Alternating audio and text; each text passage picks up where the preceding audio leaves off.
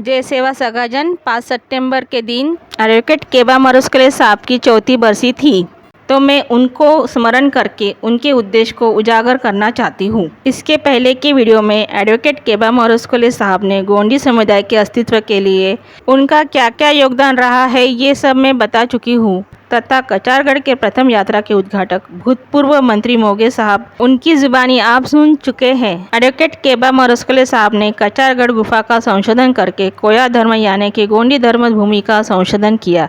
इसी तरह उन्होंने ये भी कहा कि और भी आदिवासी समुदाय के धर्म हैं, जैसे सरना, रक्षांक धर्म। इन धर्मों की भी धर्म भूमि हमें खोज के निकालनी है तथा गोंडी, सरना, रक्षांक धर्म को धर्म कोड देना हमारा सामाजिक दायित्व है। इसीलिए समस्त आदिवासी समुदाय और गौंड समुदाय को एक जगह इकट्ठा कर धर्म कोड और गोंडवाना राज्य हासिल करने का उद्देश्य समाज के सामने रखा।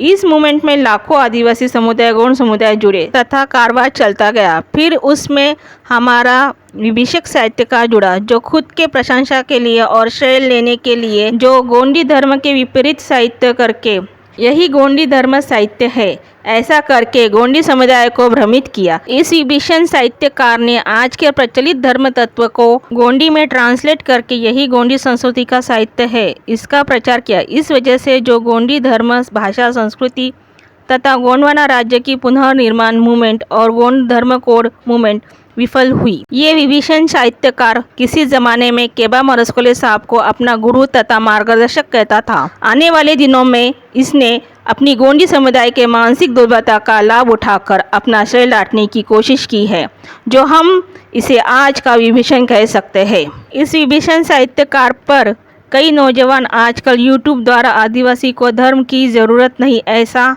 यूट्यूब पर वीडियो बना रहा है। ऐसे लोग आदिवासी समाज को गुमराह कर रहे हैं। वो नौजवान समाज सेवक कहता है हमारा संघर्ष धर्म कोड के नहीं तो आदिवासी जनगणना कॉलम के लिए है। मैं उन्हें बताना चाहती हूँ कि भारतीय जनगणना तहत किसी गांव, शहर, जिला तथा राज्य की जब जनगणना होती है तब उसमें धर्म, भाषा, एसटी और एससी इनकी जनगणना होती है।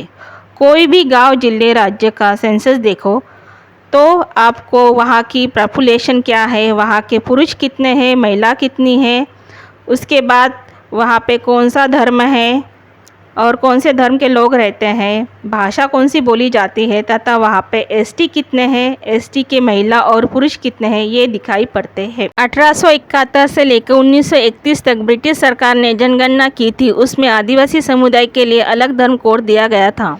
जब भारत स्वतंत्र हुआ उसके बाद जो जनगणना हुई उसमें आदिवासी कोड को हटा दिया गया। इस वजह से हम अपने धर्म का अस्तित्व नहीं रख पा रहे हैं और यही हमारी लड़ाई है। हमें धर्म कोड चाहिए जो स्वतंत्र भारत ने हटा दिया और हमें धार्मिक गुलाम करने की साजिश रची है। ये साजिश को तहस नहस करके आदिवासी का धर्म कोड रखकर हमें अपना अस्तित्व साबुत रखना है। कुछ नौजवान यूट्यूब पर कहते हैं कि हमें धर्म कोड की ज़रूरत नहीं है। हमारे सांसद संसद में आदिवासी समुदाय के धर्म कोड के लिए लड़ रहे हैं तथा आदिवासी समाज धर्म कोड के लिए संघर्ष कर रहा है।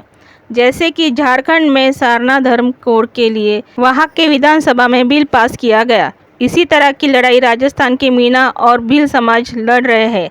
ऐसे ही हमें हमारे गोंडी धर्म के कोड के लिए संघर्ष करना होगा और हमारे धर्म कोड को आरएसएस का विरोध है।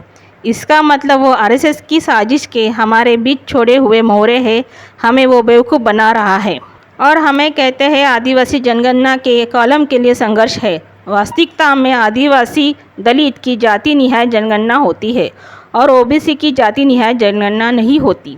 इसके लिए ओबीसी संघर्ष कर रहा है। ओबीसी की धर्म निहाय जनगणना होती है लेकिन जाति निहाय जनगणना नहीं होती है। आदिवासी और दलित की सिर्फ जाति निहाय जनगणना होती है। जाति तथा आदिवासी समुदाय जनगणना तो होती है।